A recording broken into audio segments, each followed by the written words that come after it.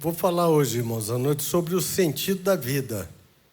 O sentido da vida, o propósito da vida. E às vezes a pessoa fica assim...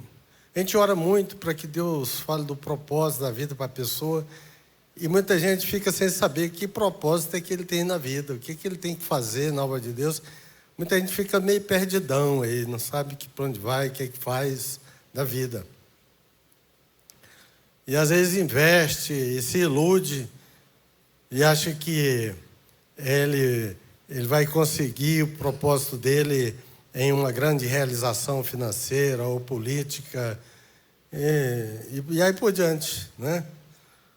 Mas vamos ver se a gente consegue, através da palavra do Senhor, trazer luz sobre esse entendimento para os irmãos, que para mim, irmão, foi uma bênção, foi uma revelação de Deus que equilibrou a minha cabeça. Nada como começar do início, né? Gênesis. Então, Gênesis capítulo 3, versículo 9 em diante, até o verso 21.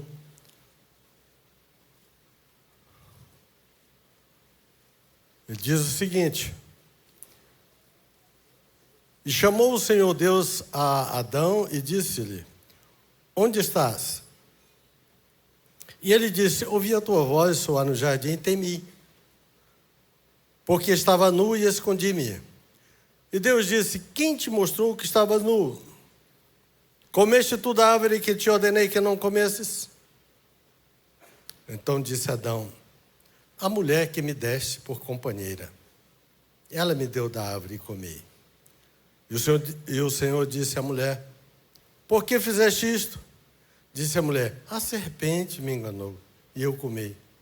Então o Senhor Deus disse à serpente: Porquanto fizeste isto, maldita serás mais que toda fera, e mais que todos os animais do campo. Sobre o teu ventre andarás, e pó comerás todos os dias da tua vida. E porém inimizade entre ti e a mulher, e entre a tua semente e a sua semente.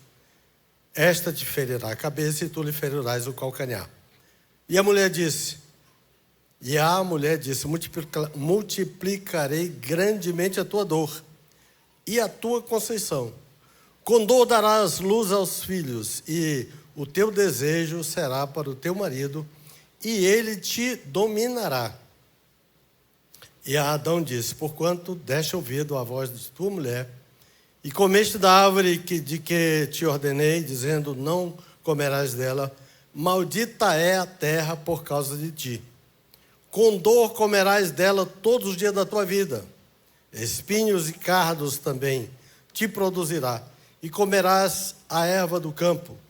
No suor do teu rosto comerás o teu pão até que te tornes a terra, porque dela foste tomado, porquanto és pó, e em pó te tornarás.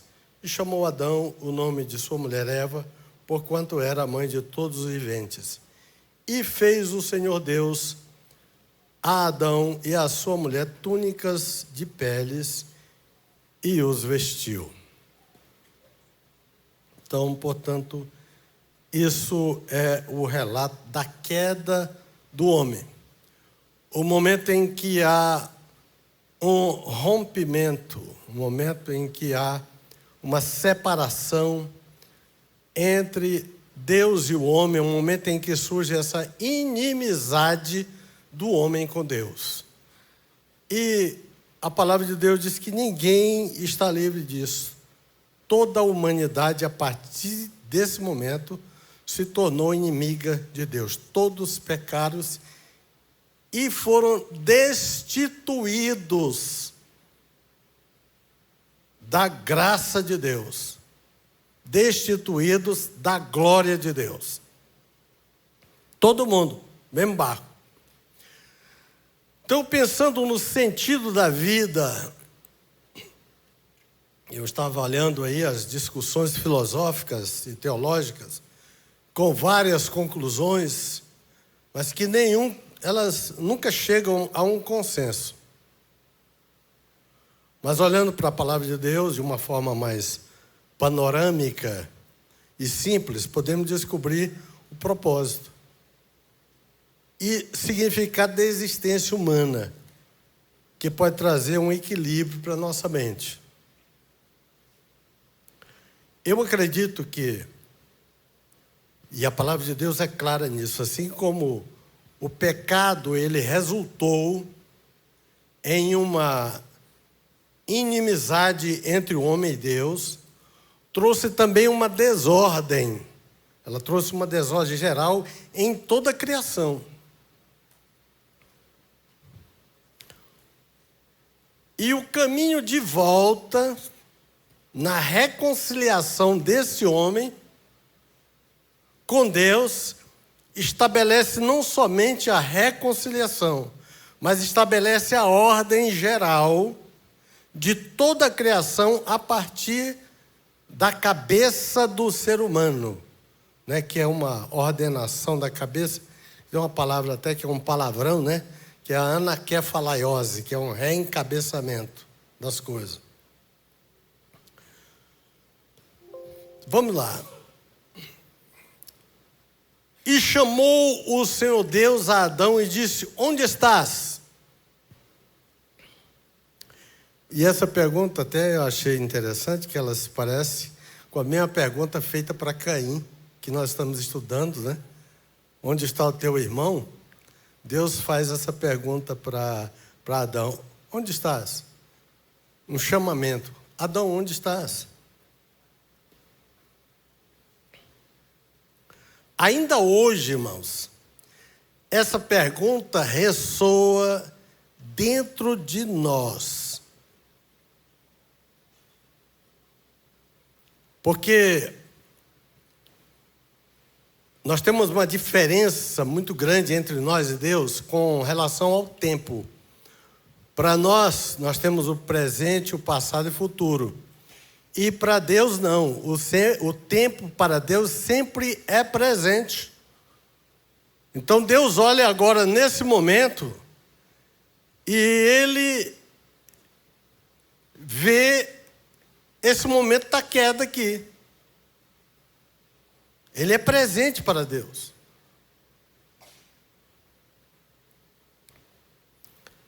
Então, ainda hoje o Senhor está nos fazendo essa pergunta e esse chamamento, essa pergunta com o chamamento: onde estás? Onde nós estamos? Em que situação nós nos encontramos? Irmãos, eu fico imaginando isso aqui, eu acho assim que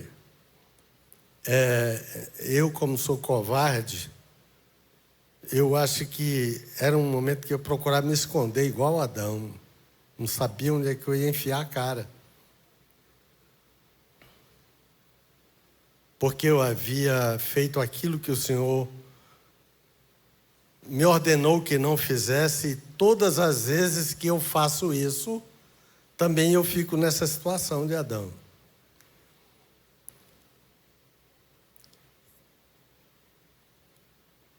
Se Deus fosse como o homem é, duro, eu creio que o juízo para o homem seria muito mais duro.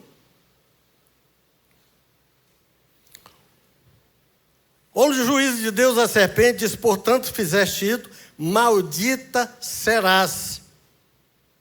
Mais que toda a fera e mais que todos os animais do campo, sobre o teu ventre andarás e pó comerás todos os dias da tua vida.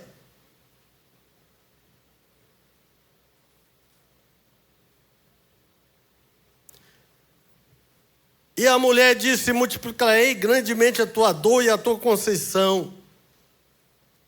Com dor darás à luz filhos.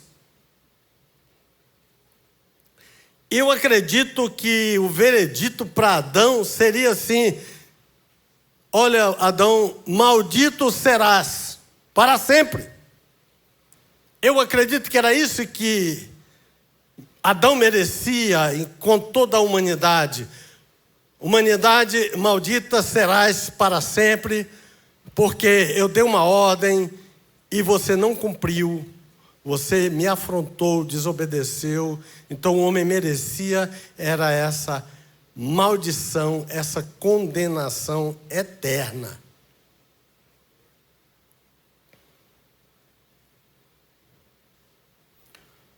Mas, no entanto, irmãos, o Senhor é bom. Aleluia. O Senhor é bom. Ele poderia nos ter dado um veredito de condenação definitivo.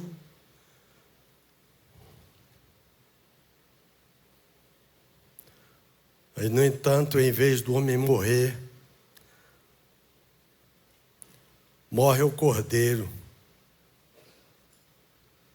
O cordeiro morreu, já apontando para Jesus. Esse cordeiro morre e cobre a sua morte e proporciona com que as nossas vergonhas fossem cobertas. Estabelecendo aí, dando início, o processo de restauração dessa comunhão rompida do homem com Deus. O próprio Deus inicia esse processo de reconciliação. Não parte do homem, parte de Deus.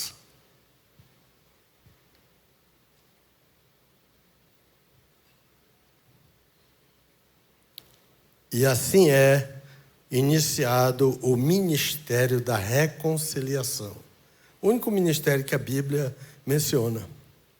E aqui, irmãos, começa o desenrolar de toda a história da humanidade. Tudo o que acontece na história de todos os povos, e às vezes nós não pensamos nisso. Toda a história de todos os povos,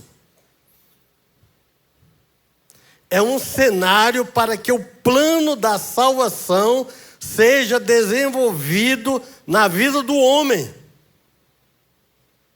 Toda a história, todo o ser humano, tudo que aconteceu na terra, tudo aquilo que nós imaginamos, tudo que nós conhecemos e não conhecemos, faz parte desse cenário para que o homem seja reconciliado com Deus. Tudo. História de Abraão, de Moisés, todos os profetas. História do povo de Israel. A nação de Israel, irmãos, ela é um símbolo da igreja. A igreja não é o Israel de Deus. O povo de Israel é um símbolo da igreja. A própria nação de Israel foi desenvolvida para que o plano da salvação, a missão, ela fosse concluída.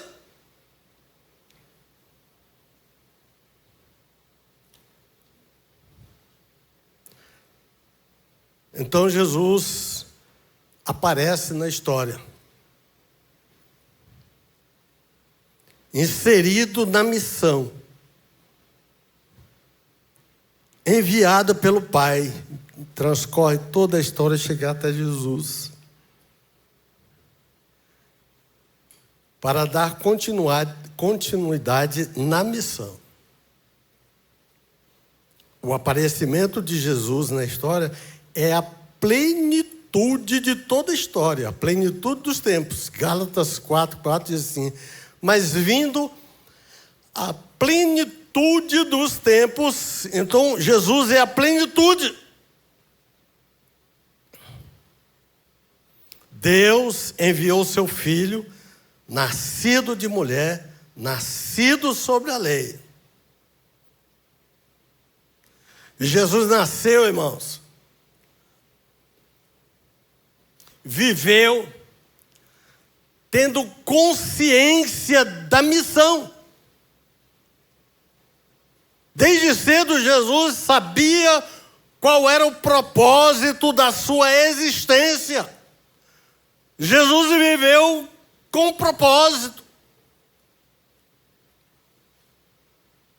Isso é claro em todos os momentos da vida de Jesus. Lá no casamento, quando Maria fala para ele, ele diz: olha, não é chegada a minha hora, porque o que ele estava em mente era o propósito da missão.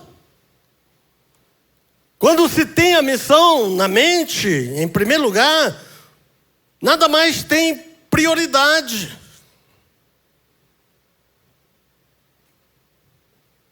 A primazia é a missão. A missão é a reconciliação do homem com Deus. Lá no capítulo 16 de Mateus, Jesus fala isso. E em todos os evangelhos, assim, da metade do evangelho para frente, Jesus fala muito sobre isso, sobre sua morte. Ele sabia que para isso ele tinha vindo. Esse era o propósito da sua vida. Mateus 16, 21. Desde então começou Jesus a mostrar aos seus discípulos que convinha ir a Jerusalém e padecer muitas coisas dos anciãos e dos principais sacerdotes e dos escribas, e ser morto e ressuscitar ao terceiro dia. Jesus sabia qual o propósito de sua vida, que era padecer e morrer. João Batista sabia o propósito dele. As autoridades quiseram confundir a cabeça dele. Queriam que ele fosse o Cristo. Insinuaram que ele fosse o Cristo. Tentaram promovê-lo ao Cristo. Assim como os gregos tentaram promover Jesus ao governo dos gregos. E Jesus não aceitou, porque o propósito dele era morrer. João Batista testificou de Jesus e clamou dizendo: este era aquele de quem eu dizia: o que vem após mim é antes de mim, porque foi primeiro do que eu. Olha que entendimento. E todos nós recebemos também da sua plenitude. E graça por graça, porque a lei foi dada a Moisés, a graça e a verdade vieram por Jesus Cristo. Deus nunca foi visto por ninguém. O Filho unigênito que está no seio do Pai, esse o revelou. E este é o testemunho de João. Quando os judeus mandaram de Jerusalém sacerdotes e levitas para que ele perguntasse: quem és tu? E ele confessou e não negou: eu não sou o Cristo. Perguntaram então: o quê? És tu Elias? Disse: não sou. És tu profeta? Não. Responderam: não. Disseram-lhe, pois, quem és? Para que demos resposta àqueles que nos enviaram. Que dizes de ti mesmo? Disse: eu sou a voz do que clama no deserto. Endireitai o caminho do Senhor, como disse o profeta Isaías. E os que tinham sido enviados eram dos fariseus. Perguntaram-lhe, disseram-lhe: por que batizas se tu não és o Cristo? Nem Elias, nem um profeta. João respondeu dizendo: eu batizo com água, mas no meio de vós está um a quem vós não conheceis. Este é aquele que vem após mim, que é antes de mim, do qual eu não sou digno de desatar-lhe a correia da sandália. Estas coisas aconteceram em Betarabá, do outro lado do Jordão, onde João estava batizando. No dia seguinte, João viu a Jesus que vinha para ele e disse: eis o Cordeiro de Deus, que tira o pecado do mundo. Este é aquele do qual eu disse: após mim vem um homem que é antes de mim, porque foi primeiro do que eu, e eu não o conhecia, mas para que ele fosse manifestado a Israel, vim eu. Por isso batizo com água. E João testificou dizendo: eu vi o Espírito descer do céu como pomba e repousar sobre ele. E eu não o conhecia, mas o que me mandou a batizar com água, esse me disse: sobre aquele que vires descer o Espírito e sobre ele repousar, esse é o que batiza com o Espírito Santo. Aleluia, glória a Deus. Quase não se ouve mais ver falar em batizar com o Espírito Santo. Jesus batiza com o Espírito Santo. Você sabe o que é ser batizado com o Espírito Santo? Muita gente já nem sabe o que é isso. É você entrar numa plenitude tão grande, espiritual. É você ser tomado de um sobrenatural tão grande, em que o mundo material aqui fica em segundo plano, como se você estivesse numa terceira dimensão. E aí você não consegue mais ter controle sobre suas emoções. Você não consegue falar mais português, sua língua enrola, você fala uma outra coisa. Não é nem um idioma, você resmunga, fala uma coisa aí que ninguém entende. E você tem uma sensação de felicidade e plenitude que você não quer mais voltar para essa terra, você não quer mais viver aqui, e você não consegue dominar, e você chora e você sorri, porque você está cheio do Espírito Santo.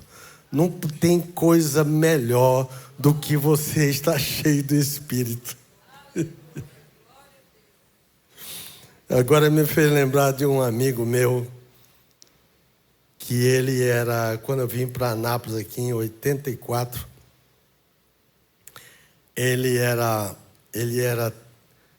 tipo um traficante, mas ele era solo, ele não tinha gangue não, ele era meio doidão. Ele era maior que o Neto, magrão. E ele era tão terrível que ele assaltava boca de fumo. Ele entrava na boca de fumo, botava um 38 na boca do traficante e pegava o dinheiro dele e a maconha ia embora. O bicho era terrível. Ele não tinha mais o baço, que ele tinha levado um tiro da polícia. Eu não sabia da história dele, levei ele para morar lá em casa comigo.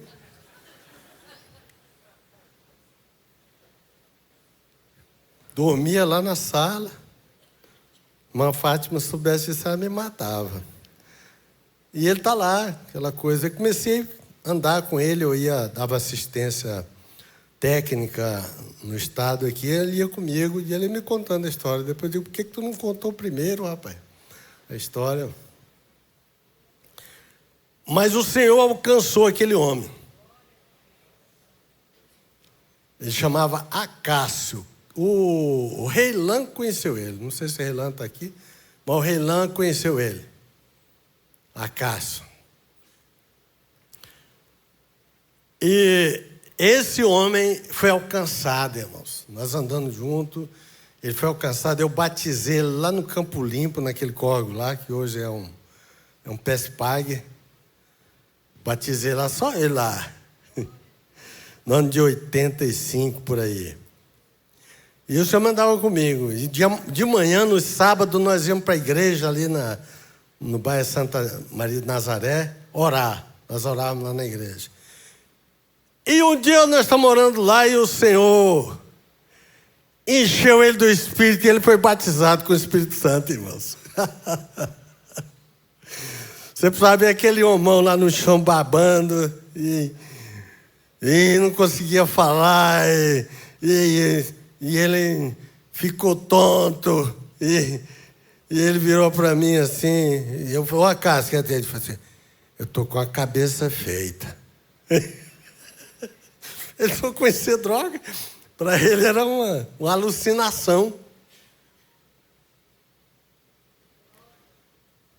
Porque ele não conhecia o Senhor. Então, ser cheio do Espírito, irmãos, é sair dessa dimensão natural. Nós só teremos força para andar segundo Deus se formos cheios do Espírito.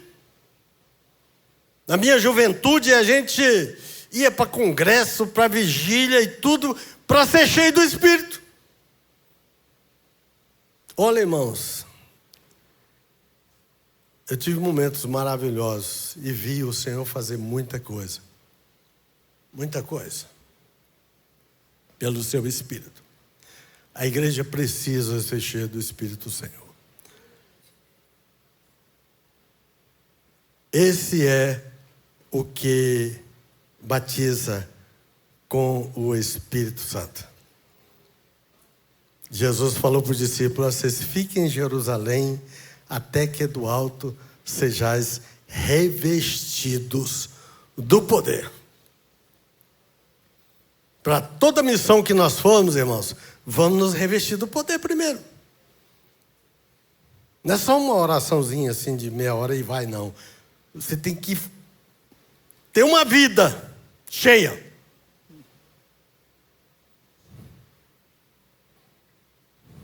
Então, irmãos, nós precisamos ter claro na nossa mente, assim como Jesus tinha claro na sua mente qual era o seu propósito, assim como João Batista tinha claro na sua mente qual era o propósito, nós também temos que ter claro na nossa mente qual é o nosso propósito.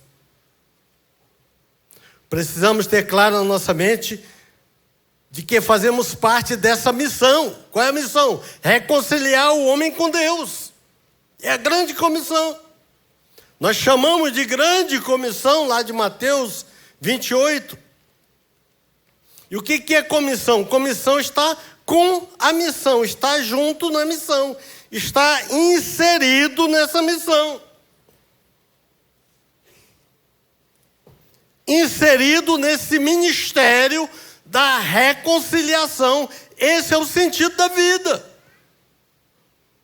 Se nós não estivermos inseridos nessa missão, na comissão, nós estamos perdidos. Estamos assim como uma pessoa alienada, perdida. Ele não sabe o que está fazendo aqui na terra. Há pessoas que nascem, vivem e morrem. Ele não sabe para que viveu, não sabe para que veio. Não sabe para que ele existiu, trabalhou, viveu, comeu, foi para a igreja. Como diz o outro, aceitou a Jesus, mas na verdade não é ele que aceita, é Jesus que aceita ele. E passou a vida, estudou e pronto. E outros estudaram e fizeram doutorado, pós-doutorado, não sei o quê, não acharam o sentido da vida e são infelizes dentro do escritório. E muitos suicidam porque não acharam o sentido da vida. Quantas pessoas jovens, cheias de vida, suicidam porque não tem sentido sua vida.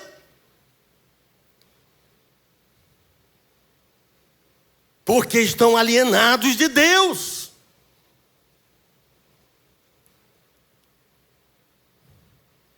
Precisamos ter claro na nossa mente de que fazemos parte dessa missão, que chamamos de grande comissão, que é estar inserido neste ministério da reconciliação. Pertencer à grande comissão, o ide de Jesus, que significa estarmos juntos na missão. Somos assim sujeitos. Se nós, irmãos, tem pessoa que fala assim, lá para cumprir, lá Tiago, sujeitai-vos a Deus. Aí a pessoa pergunta, como é que a gente se sujeita a Deus? Lá fala assim, sujeitai-vos a Deus, resistir o diabo, ele fugirá de vós. Mas como é sujeitar a Deus? É dobrar o joelho, é orar? É jejuar? Como é que se sujeita a Deus? Jesus falou, cumpra os meus mandamentos, faz a minha vontade. E a pessoa não sabe o que é. A pessoa está sujeito a Deus, está humilhado debaixo da potente mão de Deus, quando ele vive em função da missão. Se a minha vida, eu não faço nada para promover a missão, eu não me esforço, não contribuo de forma alguma para que essa missão, essa reconciliação do homem com Deus aconteça,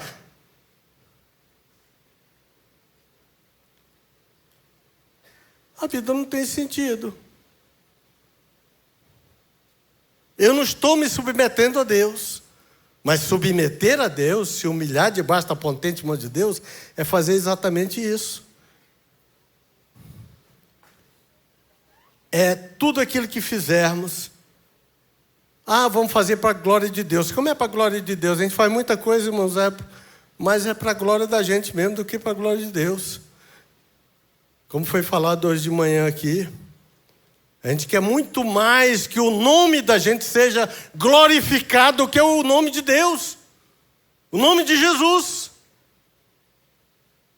Misericórdia. João Batista disse, importa que ele cresça e eu diminua. Eu orei, irmãos, 3 anos, na década acho que de 90, porque eu queria ser famoso. Eu queria que Jesus levantasse um cadeirante. Eu orasse e ele levantasse. Aí eu falei, não, aí no dia que eu orar, e uma pessoa levantar da cadeira de roda, aí eu vou ser famoso. Eu vou ser um pregador que pregar das multidões e vai chamar muita gente. E aí pronto, aí eu vou estar bem, vou glorificar a Deus. Eu não estava querendo glorificar a Deus. Eu estava queria glorificar a mim mesmo, eu queria ser famoso. Aí depois Deus me deu esse entendimento, eu passei a orar. Senhor, não deixa eu ser famoso não, misericórdia, senão eu estou perdido. Porque eu já tenho uma tendência para ser metido. Então, se eu ficar famoso, então é misericórdia, ninguém me aguenta. As pessoas falam assim, pastor, você está bonito. Eu digo, não, se você falar isso, você me ofende. Eu não estou bonito, eu sou bonito. Eu falo assim, né? Eu sei que não é verdade, mas eu falo. Então, irmãos, a gente quer glorificar o nome da gente. E precisa aceitar essas realidades, irmão, se humilhar. Então, se humilhar diante do Senhor, glorificar o nome do Senhor, é viver em função dessa missão, desse ministério de reconciliação. A pessoa trabalha o dia todo, nem se lembra de ministério de reconciliação. Entra semana em semana e nem lembra disso. Só lembra na conferência missionária quando se fala aqui e ainda acha chato um missionário vir falar aqui de missão e não sei o quê. Tem muita gente que não suporta isso. Mas esse é o sentido da vida.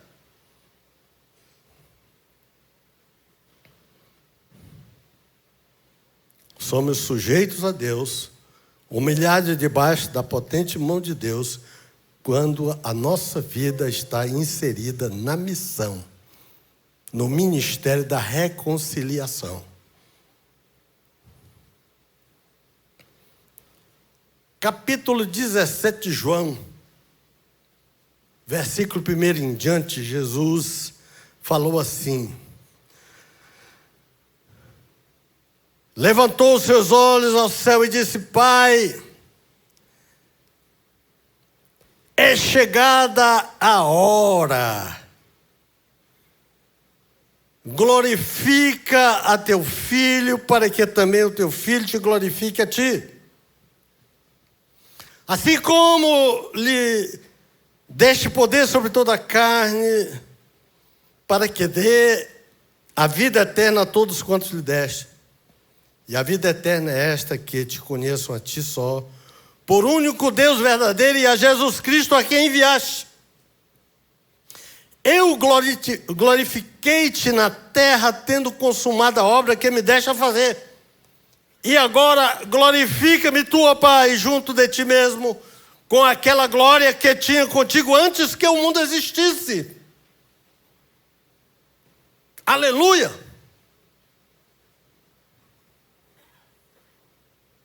Tem gente que não alcança esse raciocínio. Antes que o mundo existisse, Jesus estava com o Pai numa glória maravilhosa e eterna. Manifestei o teu nome aos homens, que do mundo me deste, eram teus e tu nos deste, e guardaram a tua palavra. Agora já tem conhecido que tudo quanto me deste provém de ti, porque lhes dei as palavras que tu me deste. E eles as receberam, e têm verdadeiramente conhecido que saí de ti, e creram que me enviaste. Eu rogo por eles. Não rogo pelo mundo, mas por aqueles que me deste, porque são teus. E todas as minhas coisas são tuas. Oh, aleluia. E as tuas coisas são minhas. Glória a Deus. E neles sou glorificado. Oh, irmãos. Que o Senhor seja glorificado em nós. E eu já não estou mais no mundo, mas eles estão no mundo. E eu vou para ti, Pai Santo. Guarda em teu nome aqueles que me deste, para que sejam um, assim como nós. Estando eu com eles no mundo, guardava-os em teu nome. Tenho guardado aqueles que tu me deste, nenhum deles se perdeu, senão o filho da perdição, para que a Escritura se cumprisse. Mas agora vou para ti, e digo isto no mundo, para que tenham a minha alegria completa em si mesmo. Dei-lhes a tua palavra, e o mundo os odiou, porque não são do mundo. Assim como eu não sou do mundo. Não peço que eu os tire do mundo, mas que eu os livre do mal. Não são do mundo, como eu do mundo não sou. Santifica-os na tua verdade. A tua palavra é a verdade. Assim como tu me enviaste ao mundo, também eu os enviei ao mundo. Aqui, irmãos, em João 17, Jesus ele começa, eu acho interessante que esse capítulo 17, Jesus começa fazendo, um relato, como se dando um relatório para Deus do seu propósito. Olha, o Senhor me mandou e eu fiz. Assim, assim e assim. E aqui no versículo 18, Jesus faz, ele, depois de dar esse relato do cumprimento da missão, ele ordena a igreja.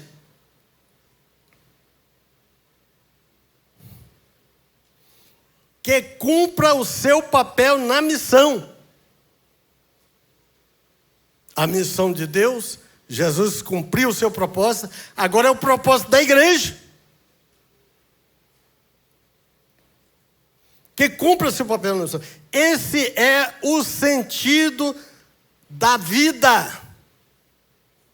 Da vida que eu vivo, eu preciso viver.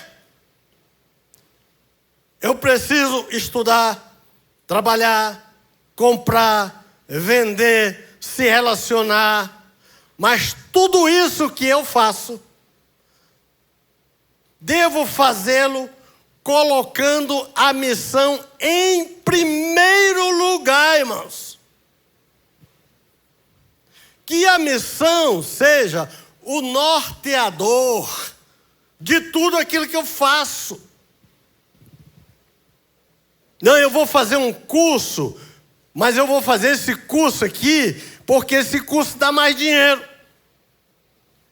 Eu vou fazer esse curso aqui porque esse curso, ele vai me projetar mais. Eu vou fazer esse curso aqui porque eu vou ser mais reconhecido estudando isso. Errado. A motivação está errada, a direção está errada, está tudo errado. A motivação principal de tudo aquilo que nós fizemos, estudo, trabalho, relacionamento,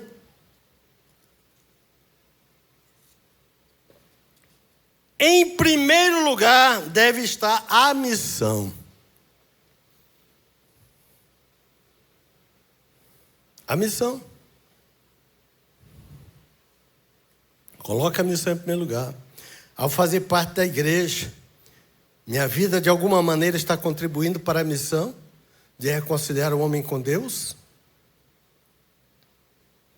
Ao fazer parte de um PG, de alguma forma estou sendo instrumento de Deus para reconciliar o homem com Deus? Ou você nunca levou uma pessoa não crente para um PG? Ou você nem faz parte de PG? PG não faz sentido para você, é chato ir na casa dos outros. PG, não gosto disso não. Meus irmãos, o pequeno grupo é uma ferramenta atual, eficaz, no cumprimento da missão.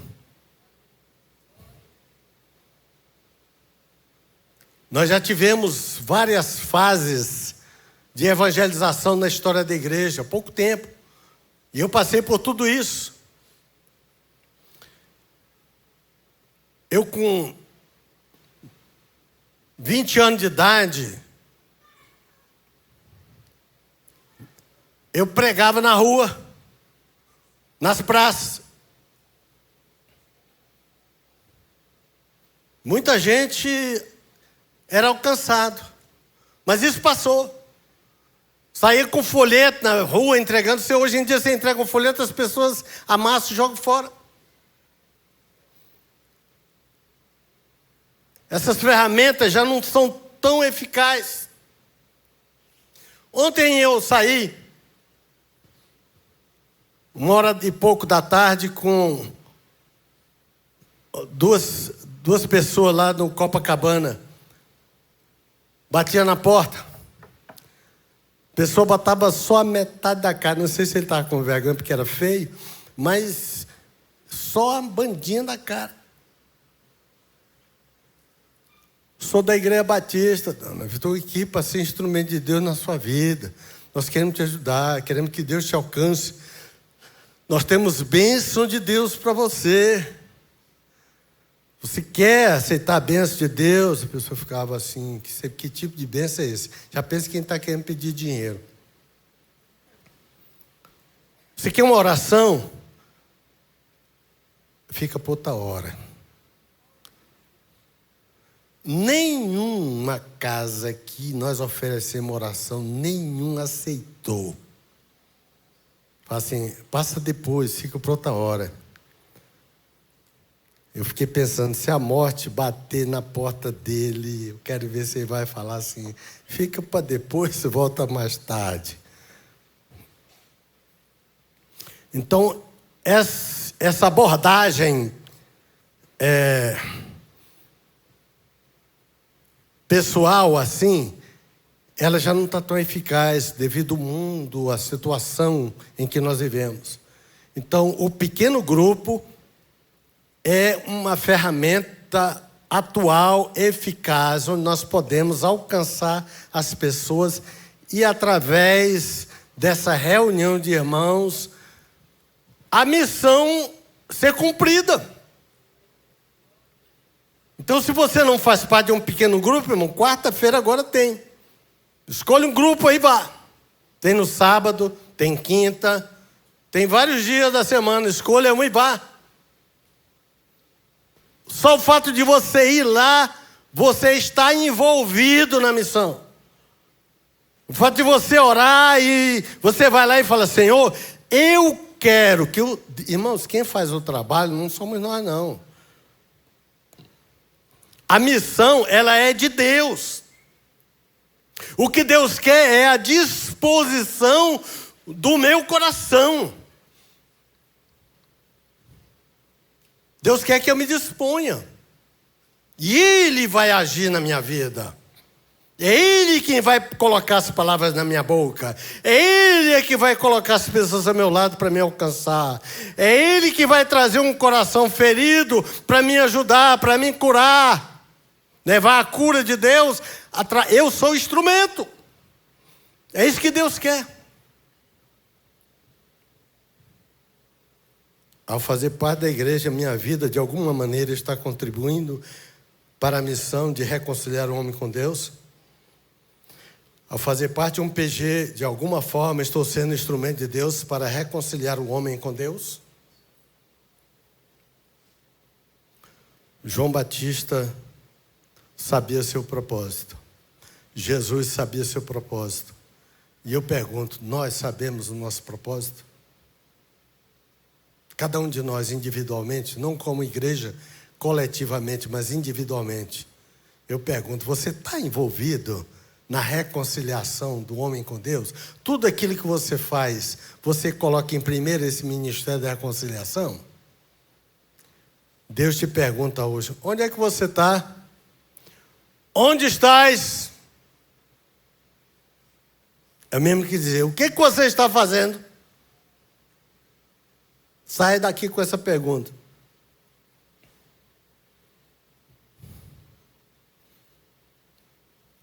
Ao mudar de cidade, de emprego, de curso, de qualquer circunstância, essa mudança vai contribuir para a reconciliação do homem com Deus? Tem gente que não sabe. Tem gente que quer mudar lá para o Pará. Vende tudo, vai para o Pará, depois dá tudo errado e volta. E o Pará não é lugar bom não, viu? Eu sou de lá. Se fosse bom, eu estava lá. Né? Se os paraenses me verem fazer um negócio desse, eles não vão gostar não. Mas é brincadeira. A paraense ali, ó. Mas é assim, a pessoa vai por uma emoção. Depende de uma coisa na cabeça da pessoa, a pessoa se muda daqui para Curitiba, não sei para onde, por ir somente. Outro não sabe se vão, não sabe se muda de ramo de negócio.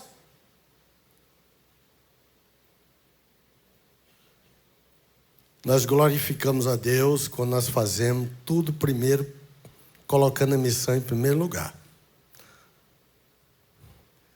Para contribuir com a reconciliação do homem com Deus. Eu tenho um terreninho ali perto da igrejinha que eu chamo de chácara. Mas não tem nenhum pé de fruta dando fruta lá, não tem nada. Tem um galozinho das pernas pequenininhas assim que eu arrumei, parece comigo, e umas 3 galinhazinhas que elas só vivem choca. Não sei porquê, só vivem choca. Quando eu solto, elas vão botar o ovo lá no mato, mas não botam lá no meu galinheiro. Ingratas. E esse dia eu fui para lá com minhas netas para passar o sábado e uma vizinha, espero que ela não esteja me vendo, tocou fogo lá no mato lá e aquilo entrou na minha casa. Eu estava limpinha, minha filha tinha limpado, ia passar o dia, estava no sábado, nós estávamos ali na benção. No sábado, eu comi um feijãozinho com arroz ali, era maravilha. E a fumaça veio que minha filha tossiu e começou a vomitar, tanto tossia. Aquilo, eu não sou de brigar com ninguém, irmãos. Porque se eu for brigar com alguém, eu vou querer matar ele. Então, para mim não cair, então eu evito brigar, sabe? Deixa passar, né? Esse negócio de brigar só para brigar não resolve. Então, eu não brigo, não. Fico tranquilo, Senhor, me dá graça. Deixa eu matar essa pessoa, não. Eu acho assim. Então, né? Porque o coração do homem é mau. Aí eu fiquei, minha filha ficou braba. Minha filha é calminha, mas quando ela fica braba, é misericórdia. E eu pensei, vou vender isso aqui. Quer saber disso aqui? Mas não, acabou. Para mim, acabou a graça. Vou vender isso aqui. Vou ver se eu consigo comprar um pedacinho lá no mato, onde não tem ninguém, que eu vou ficar sozinho, quero ver quem que vai botar fogo lá. Aí resolvi, já falei com o Carlinhos, já comecei. Levei um corretor lá para vender aquele negócio tudo. Aí de noite está lá lendo esse negócio assim, aí veio. E a missão? É da vontade de Deus eu vender aquilo ali. Deus me levou lá não é para aquele povo lá que tem chácara lá perto conhecer um pastor que é calmo, tranquilo. Não foi para isso que Deus me levou lá? Não brigo com ninguém. Então, se o Senhor me levou para isso, eu espero que eles já me conheçam, já tenham cumprido essa missão, que é para mim sair de lá. Mas se não, se o Senhor me quiser lá, por causa da missão, eu vou engolir fumaça lá. Os irmãos entenderam? Eu tenho que agir pela missão, irmãos. Porque a missão é que tem primazia na minha vida. Eu tenho que tomar minhas decisões pela missão, e não por mim, pelo meu bem-estar.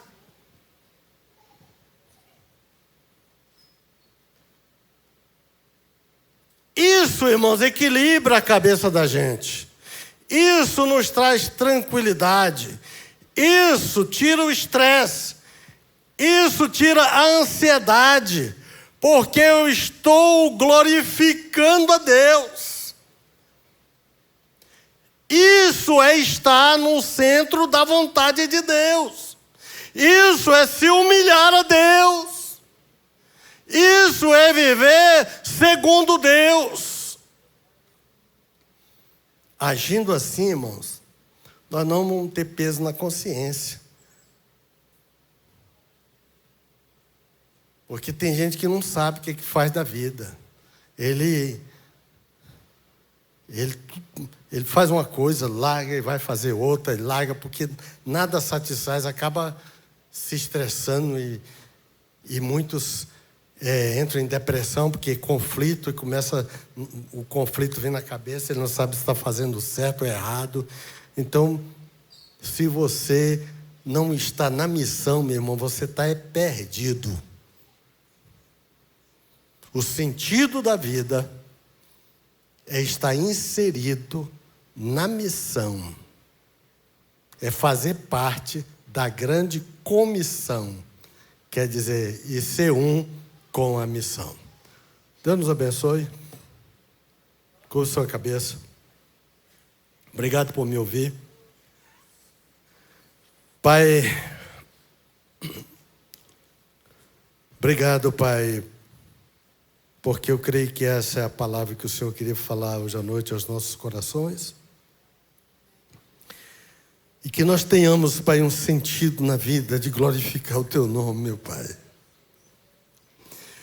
Que eu seja um instrumento do Senhor na vida, na terra, meu Pai. No dia que eu não for mais instrumento, eu não prestar mais, o Senhor me leva daqui. Quando o meu ouvido estiver agravado, que eu não ouça mais a Tua voz, me leva, Senhor. Quando eu não perceber mais a voz do Teu Espírito, me leva daqui dessa terra. Porque estar aqui na terra só faz sentido se nós vivemos para o Senhor no cumprimento dessa missão. Senhor, que o Teu povo assimile isso, Pai. Se a pessoa que vai vender alguma coisa, mudar de ramo, que ele pense na missão, aquilo que ele vai fazer, aquilo que ele vai empreender, que ele pense na missão, na criação dos filhos, no casamento, em tudo, que eles pensem na missão em primeiro lugar. Abençoa o Teu povo, Pai, cura as enfermidades. Ensina-nos a nos humilhar debaixo da potente mão do Senhor. Que o amor de Deus, nosso Pai, a graça salvadora de Cristo Jesus, a comunhão e as consolações do Espírito Santo, aleluia, sejam conosco e com todo o povo de Deus sobre a face da terra. Pai, cura as enfermidades desse povo. Ajuda, Senhor, aqueles desesperançados, dá esperança. Fortalece os fracos. Abençoa, meu Pai, nessa noite, em nome de Jesus, para a glória de Jesus. Amém e amém. Está terminado.